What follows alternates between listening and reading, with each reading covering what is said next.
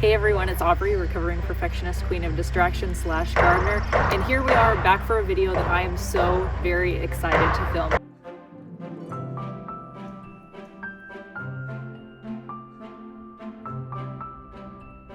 If you've been with me over the course of the last few years, you know that I have been gardening for a while now, and during the first 2 years of my YouTube journey, I was filming weekly garden tours during the garden season, and then last year we kind of took a break because I very much needed to, but here we are, back. Hi Buttercup. This is not our cat, but we've named her Buttercup. Why don't you go inside and get her a little scoop of food, okay? Can you do that? Yeah. Okay, so after a little break last year, we are coming back this year with garden tours again. I do not have the capacity to do them weekly like I did once upon a time. My children don't nap anymore, and if you know, you know. So here we are, we're going to be doing monthly garden tours over the course of the 2026 garden season. Also, sorry about the construction noise, my neighbors are building a house. So today we are going to be visiting our main garden that has been our kitchen garden over the course of the last few years. This year we are upgrading it to a cut flower garden, so I'm going to show you that, and then I will be showing you the new vegetable garden that we have started further out in our property. And I'm so excited to show you all the progress that we've made over the course of however long it's been since I posted the video about that. I think that was at the beginning of March. But without further ado, we're going to stop chatting. We're going to just take a tour of what we got for right now.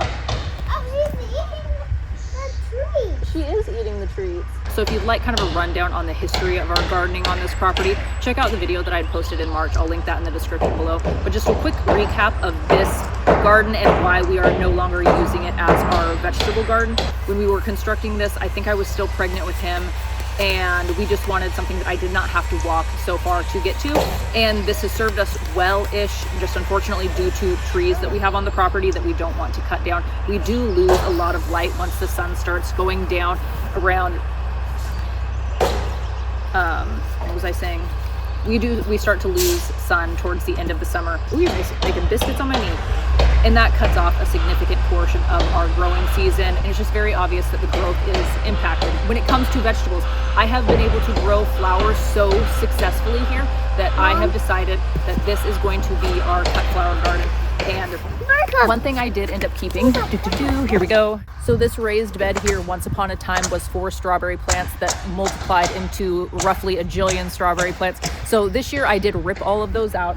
I planted what I could in here. And then this whole section here is all strawberries from strawberry plants that we have grown over the course of the last few years.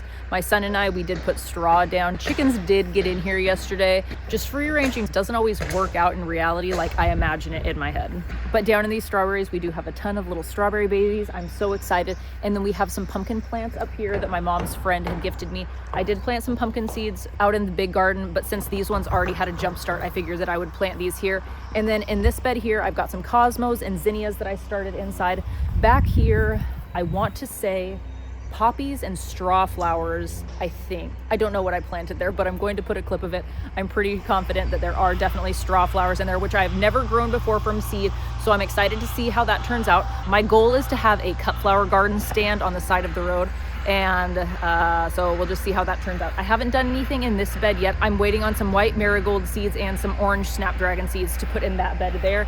And then in this bed here, I have some dahlias that I started from seed. I've never started dahlias from seed. I had a couple plants from tubers that have done well-ish in the past. So you and Buttercup are having a really good time this morning, huh? My shirt. She was scratching your shirt. Yeah.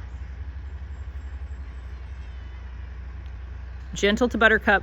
And then over here, I planted something. I want to say it was painted daisy chrysanthemums, painted chrysanthemum daisies. I can't remember exactly. I planted, oh my goodness. I planted some aster seeds in here, and it looks like one is already coming up. Hey, I'll take it.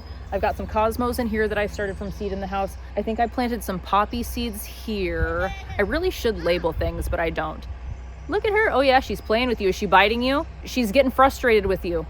You need to give her some space. And then I've got some volunteer parsley from years past. I had direct sown moonflower seeds a couple years ago, and they did not end up germinating, but I started some seeds inside this year, and they seem to be doing pretty good. I'm really looking forward to that. And then along this arch here, and then really just along like the entire fence of the garden, I have planted morning glory seeds. It's the blue flying saucer variety, and I'm very curious to see if they will actually end up being blue, because in the past I've tried to grow those and they were purple.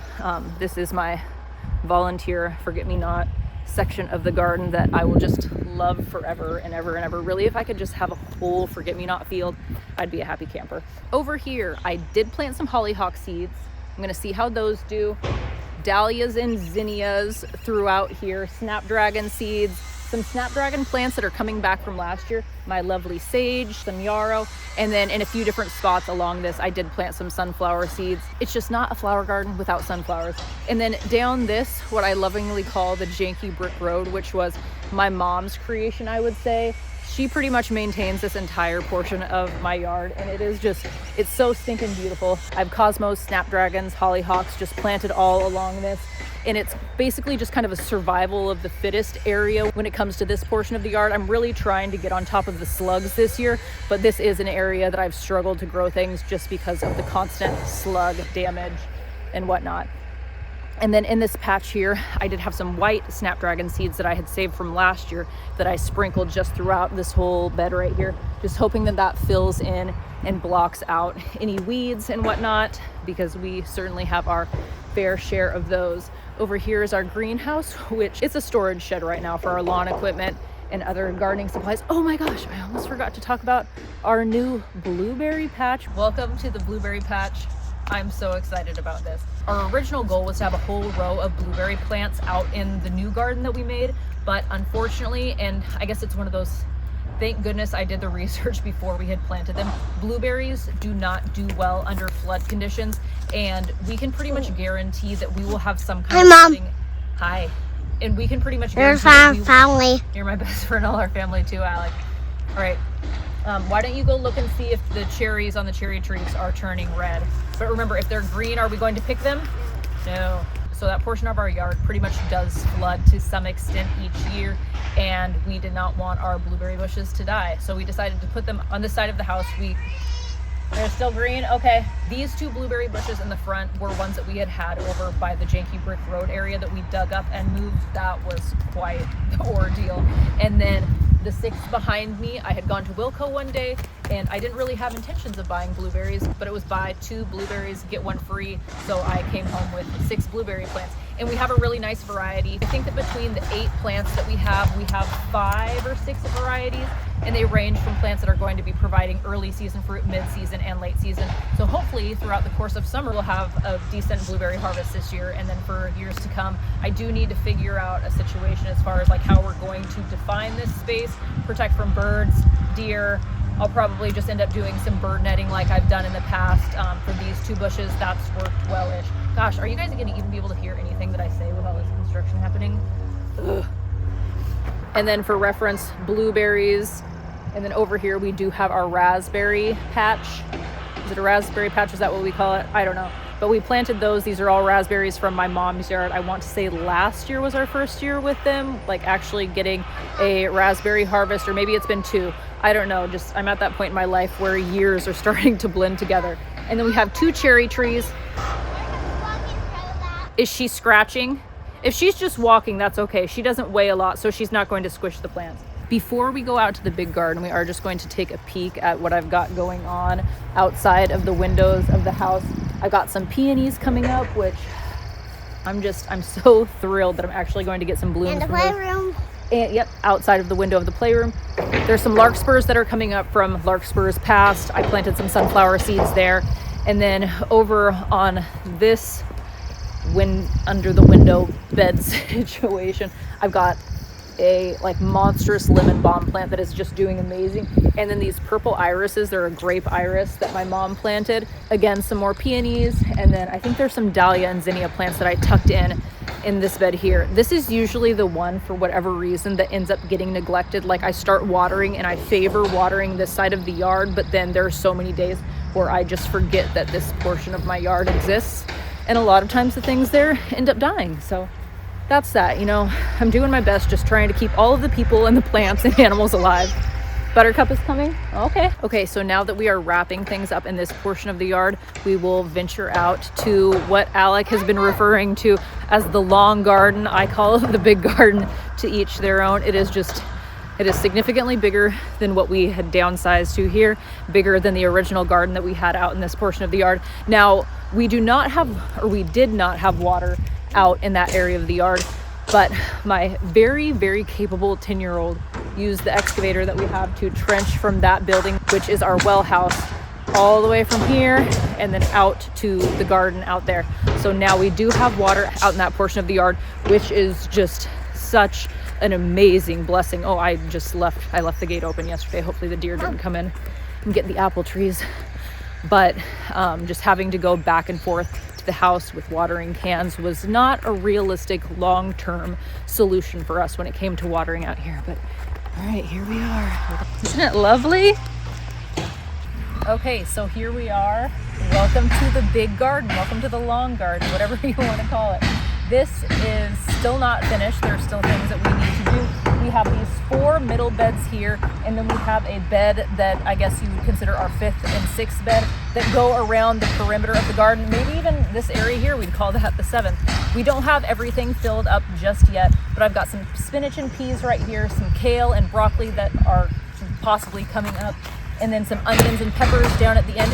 Buttercup is walking on my spinach right now.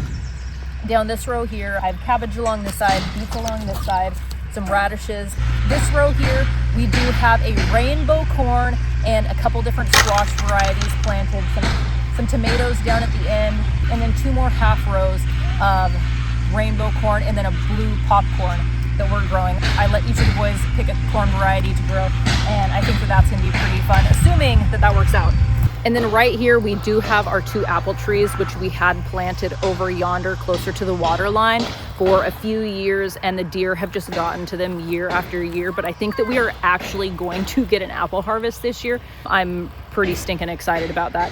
And then this is the row right here where we were going to put those 8 blueberry bushes, but didn't. So for the time being, we're just letting that be. Excuse me, fly. Alex, she'll come if she wants to, honey. But for right now, we just have a potato, I can't even think of what to call it, but it's like a potato parfait almost. It's a dirt potato straw situation, and the potato vines will grow out of the side of that. We have this PVC pipe that my husband drilled holes into, and we've just filled that up, and so it will just gradually drain and water over time. So efficient. I love gardening efficiency. Oh, thank you. We've been saving our popsicle sticks so we can label the location of things, though I actually haven't gone out and done any of that. Right here, I've got a couple different varieties of cucumbers behind me, a couple squash plants. Oh, that one has a bloom on it. Hey, I want you to think about what you're doing. Is that a good choice? Go out and play with Buttercup, butternut squash, and then a honey boat squash. Again, for my mom's friend who has always just been very kind about giving me extras over the course of the last few years as I've been gardening. There are some things that we want to do in here. We need to get some more of this hog fuel down just to try and raise up the level of the walking paths. As of right now, I am just hand watering with the hose, which is working. I don't want to be doing that every morning all summer, though. There is going to be a point where that might get annoying. We had talked about doing drip irrigation out here. We had also talked about doing drip irrigation back at the other garden, but again, that might just be one of those like projects for another day kind of thing, but we'll figure it out.